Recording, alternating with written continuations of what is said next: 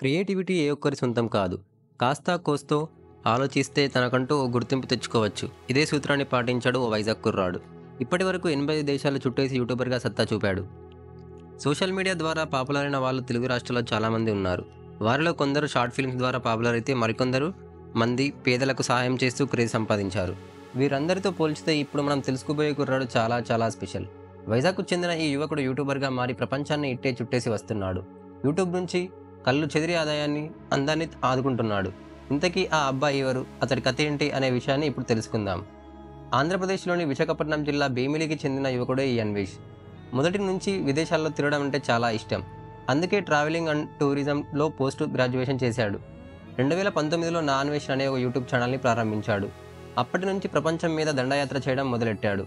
ఒకటి కాదు, రెండు కాదు, ఇప్పటి వరకు ఏకంగా 85 దేశాలు తిరిగాడు. ఇంకా తిరుగుతూనే ఉన్నాడు.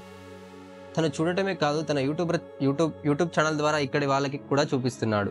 అన్వేష్ బాగా పాపులర్ కావడంలో కిలిమంజారో పర్వతారోహణ వీడియో కీలక పాత్ర పోషించింది. ఆఫ్రికాలో అత్యంత ఎత్తైన పర్వతమైన కిలిమంజారో పర్వతాన్ని ఆయన విజయవంతంగా అధిరోహించాడు.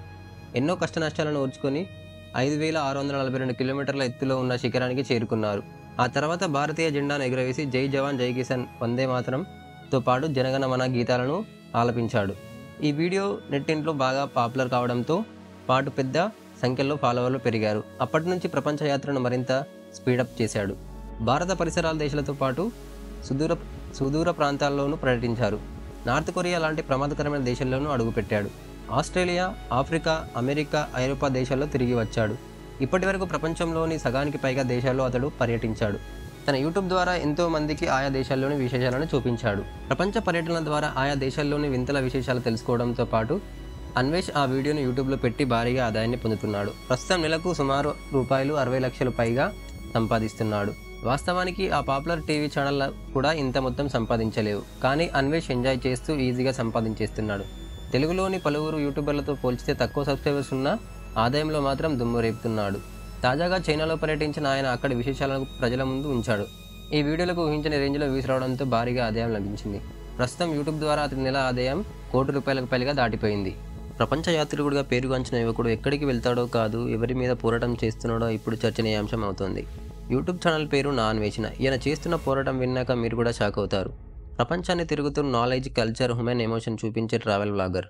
ఇప్పటి వరకు ఏ బ్రాండ్తో కొలాబరేషన్ లేదు, ఏ స్పాన్సర్ చేయించుకోలేదు. వీడియోల మధ్య use this app, bet here, win lakhs అనేది ఏమీ ఉండదు.